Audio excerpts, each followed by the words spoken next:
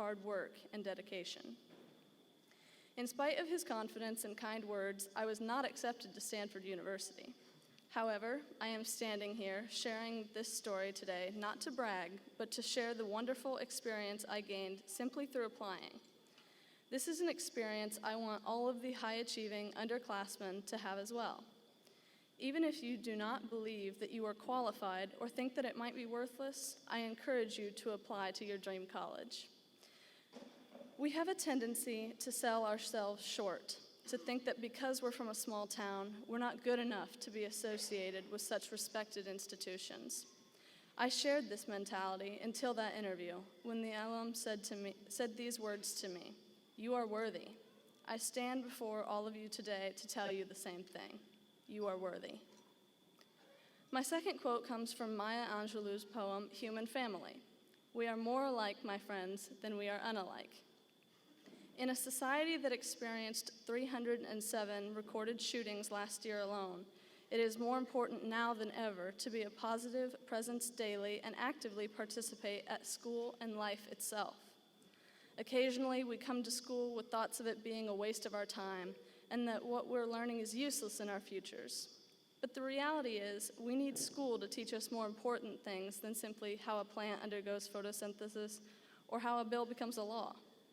While we are here, we are learning how to work as a team, how to be patient with one another, and how to cooperate with others who have opinions different from our own. Learning these skills is vital to our future, and it is the lack of their presence that results in the brutality we have experienced in the recent past, as well as the turmoil we will undoubtedly experience in the future. We must learn how to overcome our differences and how to accept and support one another before we are able to end this violent trend. We hold the power to change it. We are the future.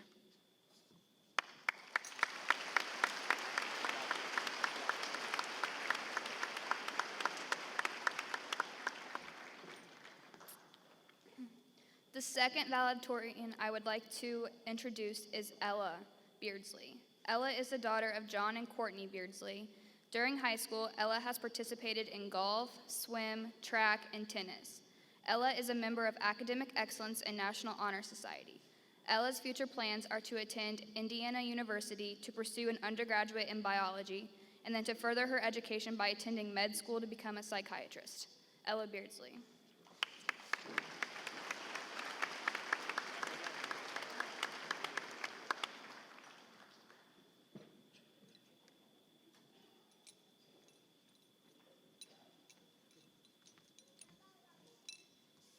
Hello again. I would like to thank everybody for coming and not leaving when they heard that there would be 5 speeches from students. All right. Always be kind, for everyone is fighting a hard battle. That's a quote from Plato. When we were younger, we had all heard about this golden rule that told us to treat others how we would like to be treated. It didn't fully resonate with me when I was 5. It was simply just something I heard every day from my teachers and family. Now I realize how important this is to our lives and relationships we share. We all know it's a good thing to treat others with dignity and respect, but it always doesn't feel like it's worth the effort. The trouble is, it is not always apparent when a kind act is going to have any impact. There are days you may go out of your way to help someone, and that action may appear to go unnoticed. But there's that same chance that that action may have helped someone in a small way. These brief interactions matter. They build upon one another, and I think when we make these positive, kind interactions a priority, they become automatic and help to build a better culture in our school, community, workplace, and home. Although I have valued academic learning throughout my education, the most important lessons I have learned are empathy and kindness, 2 qualities that are often overlooked or underappreciated in people. I value these qualities over any others, and I see them every day in the students at our school. As students, we are recognized for academic and athletic achievements, and we should be proud of those, but I believe that success our best success is the inclusive and kind culture our student body at SV has built. The thing about being kind is that anybody can do it. It doesn't cost anything. All you have to do is try. I would like to thank my parents, grandparents, brother, and best friends for leading by example and teaching me to make kindness a priority.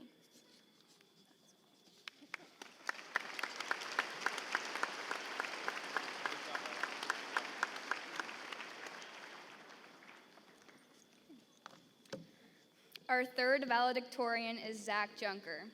Zack is the son of Steve and Christy Juncker. During high school, Zack has participated in football, swim, and golf. Zack is a member of Academic Excellence and National Honor Society. Zack's future plans are to attend Rose-Hulman University and study mechanical engineering. Zack Juncker.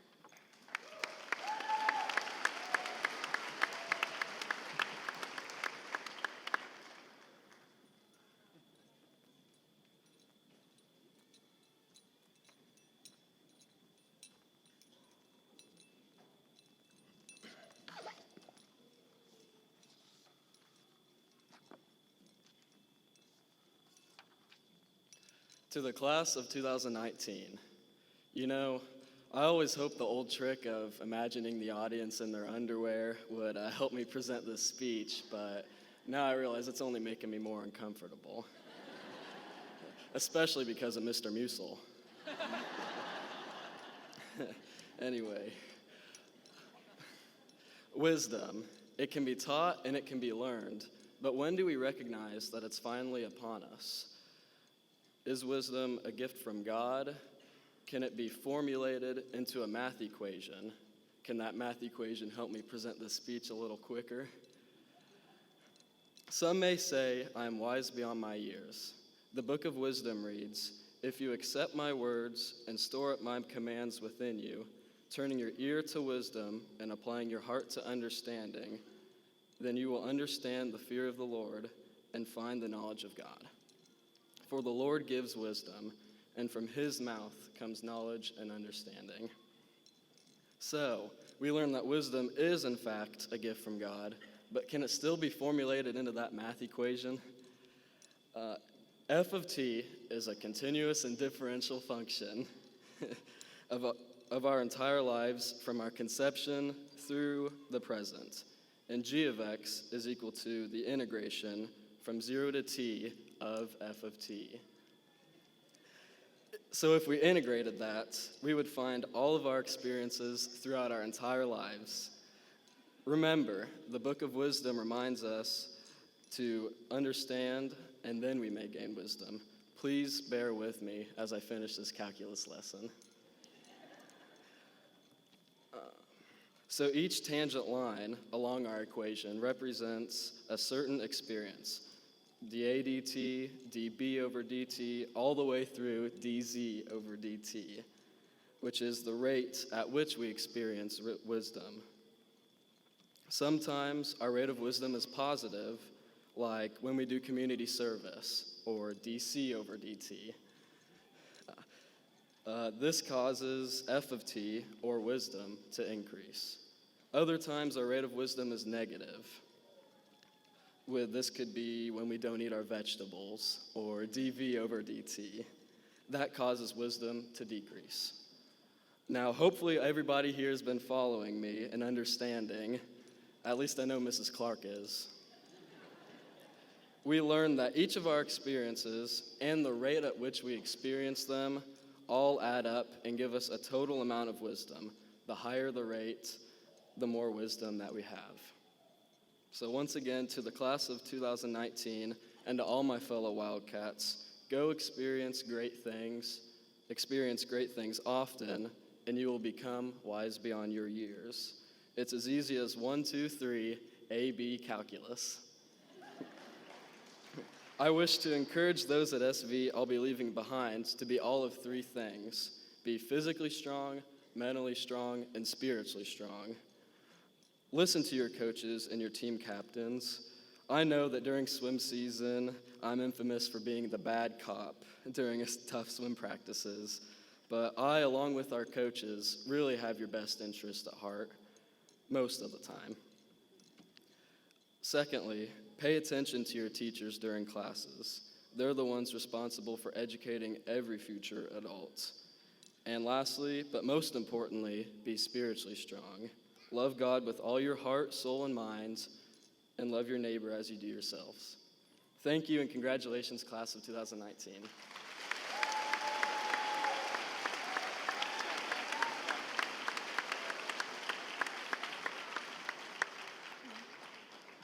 Our final valedictorian is Bryce Mcleish. Bryce is the son of Brian and Jamie Mcleish. Bryce has participated in basketball and baseball. Bryce is a member of Academic Excellence and National Honor Society. Bryce's future plans are to attend Indiana State University and study financial service and risk management. Bryce Mcleish.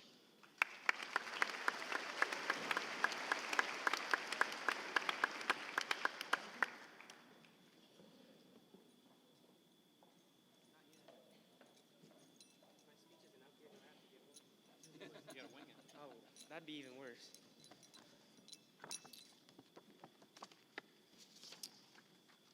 I would like to welcome everybody for coming here today. I know it's a beautiful day out, hopefully for much longer, so you guys can attend those grad parties. But I'd first like to start off my speech with a quote. Show me someone who has done something worthwhile, and I will show you someone who has overcome adversity. Lou Holtz. This quote really spoke to me because each and every one of us here today have overcome adversity in our lives, and it's been different goals and different challenges, but we've all overcome adversity. Through all of our different circumstances, we have managed to persevere through it, and here today to rejoice in the achievements of graduating high school.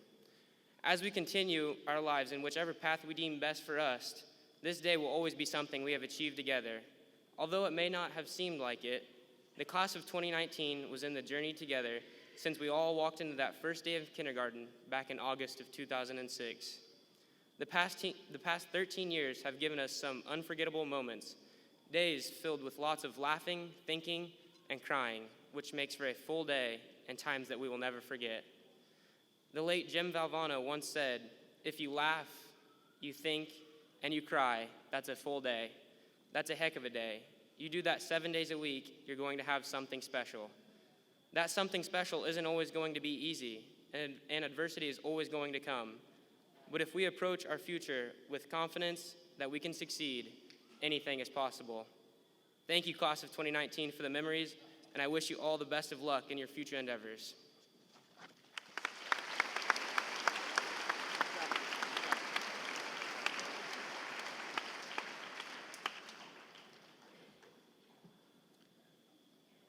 Next, I'd like to introduce the South Vermillion High School Choir as they perform under the direction of Director Tess Byers.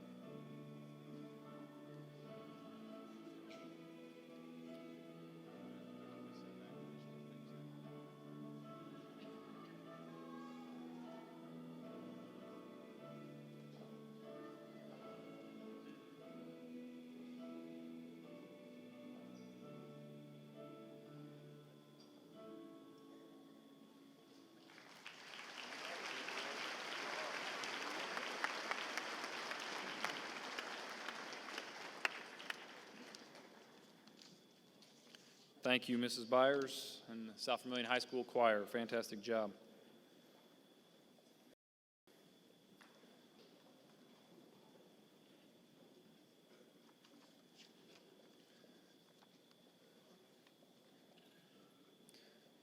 I've got to admit, I'm a little frustrated. I had my speech today set up as a mathematical equation, and Zack Juncker stole my thunder. So I had to scramble and create something new today. I think it's obvious why Zach's going to Rose Holman. Class of 2019, you are about to embark on a new adventure in your life. You are experiencing